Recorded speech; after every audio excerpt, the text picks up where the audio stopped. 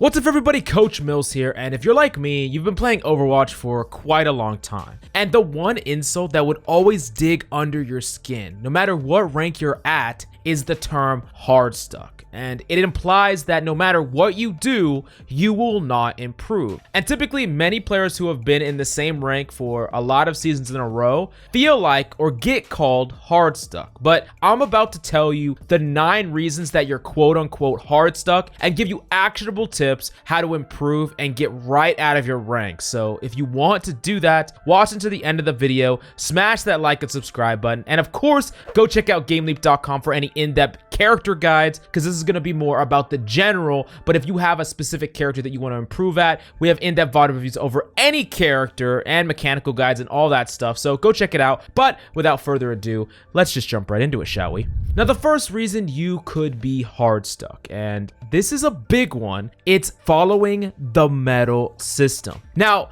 the medal system is completely flawed. It's like one of those participation trophies they hand out these days. Oh, you pat yourself on the back when you have gold damage, but your Widow, who headshot like 3 people a fight, will have no damage medal. And realistically, there's only like one person you're competing with damage, and just because your other DPS isn't doing as much damage as you, doesn't mean you're actually doing enough damage to win the team fight. Just because you're going for more proactive plays and not healing as much as your other healer, doesn't mean you're a worse player. Just because you have less shield damage blocked, doesn't mean you're a worse tank. Like, these metrics make absolutely no sense, and in the worst case, they can actually hold you back. I can't tell you how many times I've heard people say, my crit rate is this, my accuracy is this, I have over 9,000 healing per 10 seasons of Dragon Ball Z. No one cares about the amount of healing you have. These numbers are completely arbitrary and they don't matter. There's so many different ways to have impact in a game, and these little tiny boxes are only going to hold you back. In almost every case, you just forget about them. Now, you can use them to evaluate yourself based on past performance. And you can notice really important things like, hey, I have 23 deaths and only 2 kills, and I'm a DPS player.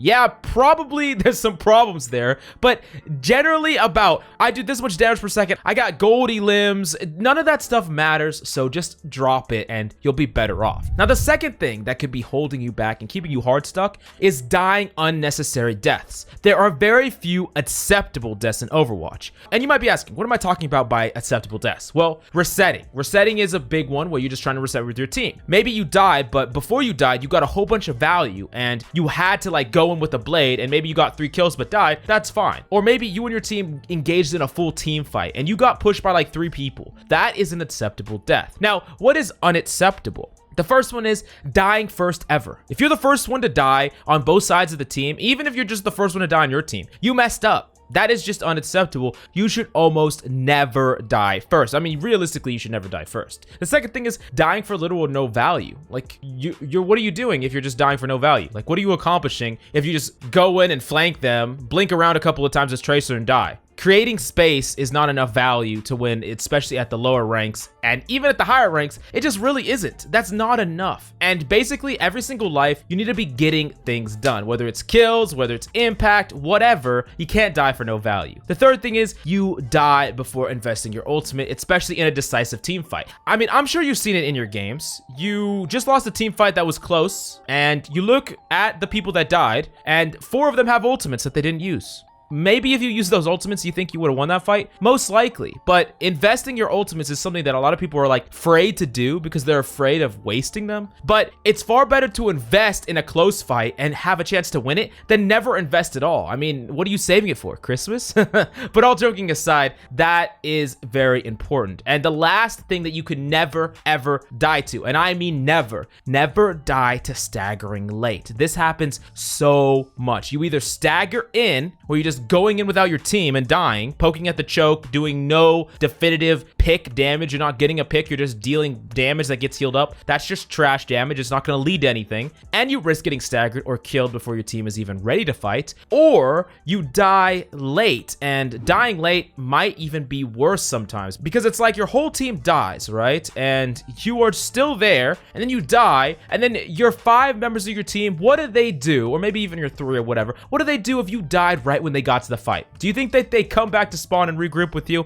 No, they go in without without you. And then they die because they don't have you, because you are a vital member of the team. Whether you're a main tank, a healer, DPS, doesn't matter. You're vital to the team. And then now they all die and they lost the fight all because you staggered. And it could be a perpetual thing. So regardless of what everyone else is doing in your team, do not be the one to stagger or die late. Now, the third thing you need to do to stop being Hardstuck is stop blaming those around you. Every person in your rank has strengths, specific strengths that got them there in the first place, while also having weaknesses that hold them back from going beyond that rank. You need to try to enable their strengths and find a way to work around their weaknesses as well. You see, no matter what teammates you get, you are the constant. Your teammates will always be random variables of value. Like, let's say that sometimes they're anywhere from 1 to 10. 1 being far worse than their rank in that given game, and 10 being like a hardcore smurf. Well, no matter what their numbers are, it's always going to be random, right? On your team and the other team. But you are the one variable that will never change. And if you have more overall impact every single game, you will climb. I guarantee it. And all you have to do is increase your variable. Like I said, you are the constant. Your teammates are random. You're the one that you can control. Now, the fourth thing that probably is holding you back is being mediocre mechanically. Now, often this will directly happen to players that are too flexible, but sometimes it will happen to players who are too confident in their own mechanics when they really shouldn't be. Some players will think that they're great at their best hero. They say, my best hero is McCree. I'm nuts at him. I can do the job, right? But they don't really put that much time into mechanical skill. Now, the important thing for you to understand is a player who knows 5 times less about the game, you can lose to over and over again if they are double as good as you mechanically. I mean, mechanics drive everything else, whether it's positioning or game sense. If you can't execute on a game plan or you can't utilize a good positioning because your mechanics are lacking, then it doesn't matter about anything else. And that's why someone that is really mechanically gifted might know far less than you about the game. And to better emphasize this, I'm gonna give you an example or an analogy. Let's take Dwayne "The Rock" Johnson, okay? Doesn't matter how much kung fu Daniel Radcliffe knows, you know, guy from Harry Potter, Dwayne "The Rock" Johnson will still tie him into a human knot. Now, in this example, if you have bad mechanics, you're Daniel Radcliffe. It doesn't matter what you know about the game, Dwayne will still fold you. So what I'm trying to portray here is that if you don't put time into your mechanics, practice, warm up, I'm gonna get to that in a little bit, but if you don't put time and effort into your mechanics, then you'll forever be that super smart, knowledgeable Daniel Radcliffe that just gets rolled over and over again.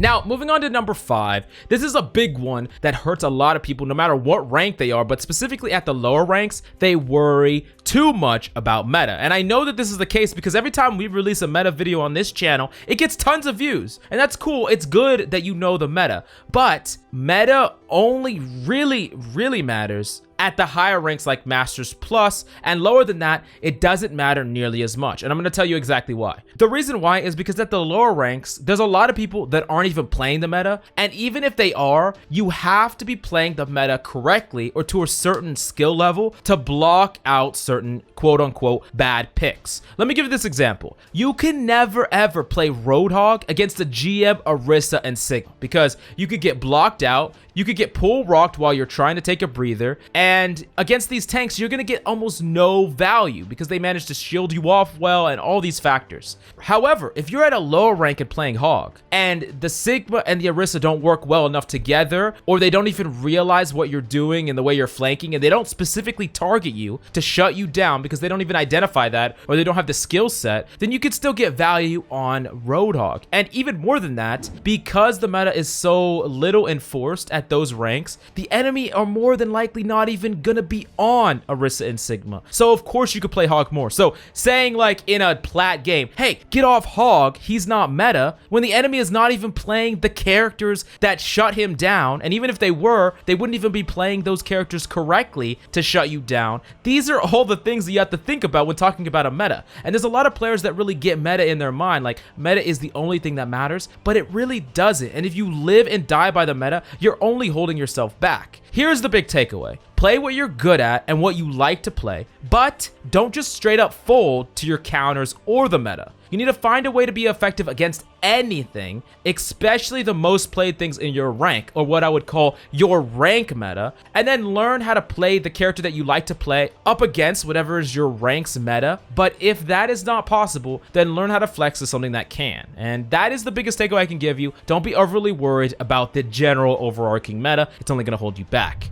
Now, the sixth big thing, and this is the truth about being hard stuck. And I know that it's a brutal word to hear. I've been called it before. You've been called it before. You might have even called people it before. It is just like the most awful word to hear, really. It really is. It's a brutal word. But here is the truth. If you were in the rank for a long time, and I mean multiple seasons in a row, then you just need to accept it. Don't fight it. Don't say it's because of my teammates, or it's because of this, or it's because of that. Just accept it and then tackle it like any other reality. What do I need to do to change this fact? If you don't like it, then you can do something to change it. I'm gonna tell you how. The best thing that you could do is to find out what you're truly weak at. If you can't get privatized VODs, record some of your gameplay for a buddy, maybe a rank or two higher than you. Even if he's the same rank, it's fine, but it's better to get like 1 or 2 ranks higher than you, and ask him to watch it and just to see what mistakes you're making. Even looking at your own gameplay and looking it over can show you some of your mistakes as clear as day. Let me give you an example from my personal VOD reviews back when I used to do them all the time. I had a Baptiste that I reviewed back in gold, and he told me straight up that his teammates always held him back, and he wanted me to VOD review him to kind of prove to him that he was correct. He wanted basically me, as I guess the expert in this scenario, to tell him, hey, yeah, your teammates are holding you back. You're stuck in elo hell. It's not your fault. But he didn't even watch the video that he sent me, and then he sent it to me, and we watched it at the same time, and I saw this Baptiste throw Immortality Field on a tank that lost only 50 HP, and not only try to do that, but also miss entirely. And then we watched throughout the entire game him proceed to basically throw his Immortality Field out loosely on cooldown. The second he got it, he threw it. Half the time he missed, and most of the time it got no value, and then later on there would be a very particular moment where he could have saved like 3 people with it if he would have just timed it a little bit better. He basically watched in horror and told me that he realized all the things he did wrong before I even had to say anything. Because if you look at it like that, it's as clear as day. And if you don't get into your head about I am better than this, then it's a lot easier to acknowledge your mistakes and work past them. And that's really what you need to do if you want to improve. And this is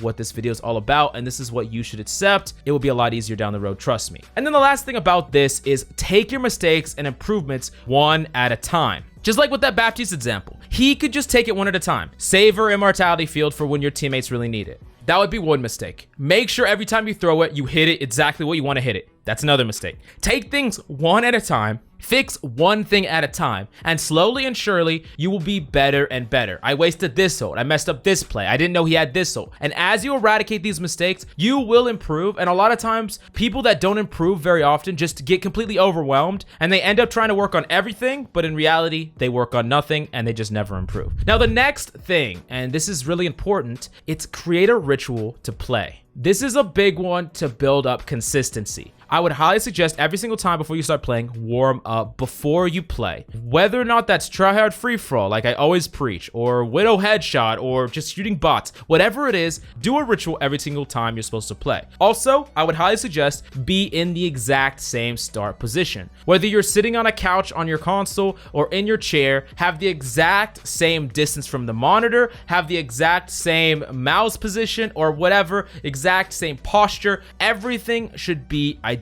And this is going to matter a little bit more for PC players, but in general, what this is trying to do is trying to make a consistency so you can isolate all your out-of-game factors. It makes it a lot easier to isolate your in-game factors and keep your mental state clean. On top of that, other factors like sleep can be a huge detractor in your consistency, so keep that in mind. If you really want to take ranked seriously, try not to be like hopped up on like 10 energy drinks with only like 2 hours of sleep. Of course, you're not going to be consistent. There's no way. Anyways, moving on to the next thing, find a duo partner that helps you improve with a similar mindset to you. It doesn't matter how good you are or what elo you're in. If you try to go at it alone, you will lose your mind in ranked. I mean, I don't even think that playing solo queue is that bad. No matter what role you are, I think you can climb solo queue. But I do think that you're way more prone to tilting if you try to do it alone. It makes things a lot more difficult. And I do think that there are some benefits in duo stacking. Find a duo with synergistic hero pools and comp together.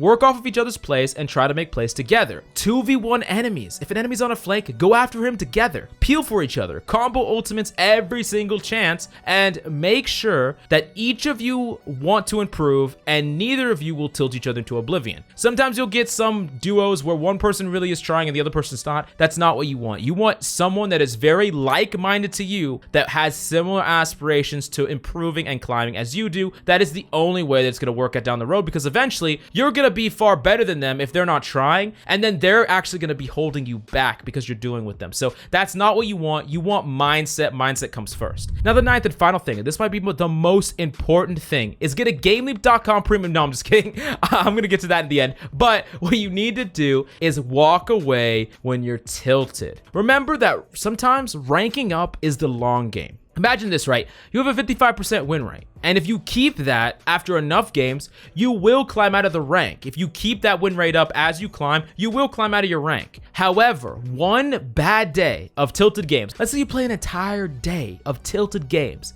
that can extend the amount of games it would take to climb out by maybe like 30 plus. And I'm serious, if you just have a slight positive win rate and you have one bad day of tilted games that causes your win rate to be like 30% because you're so tilted, you're not playing at your peak, then it can just cause like this giant amount of games you have to win or play in order to actually climb out. And if you have multiple tilted days a week, then you're just never going to climb out. And it's not because you're a bad player, it's because you're consistently playing not at your peak performance. Don't let your tilted mindset keep you in your rank any longer than you need to be. But you know what else you need to be? You need to be heading over to GameLeap.com. Yep, that's right. Do me a huge solid and go check it out. If you don't like anything, that's fine. But we have in-depth VOD reviews, advanced tips, in-depth mechanical, psychological, any type of guide you need for Overwatch. We got it, and it's really difficult sometimes to find high quality guides, but we have everything you need at the GameLeap website. So do yourself a favor and go check it out. And thank you so much for coming by. If you have any questions about anything in this video, and I'm serious, I will answer it in the comments down below or hit me up on my Discord. But that's all I got for you today. I'm Coach Mills, and until next time.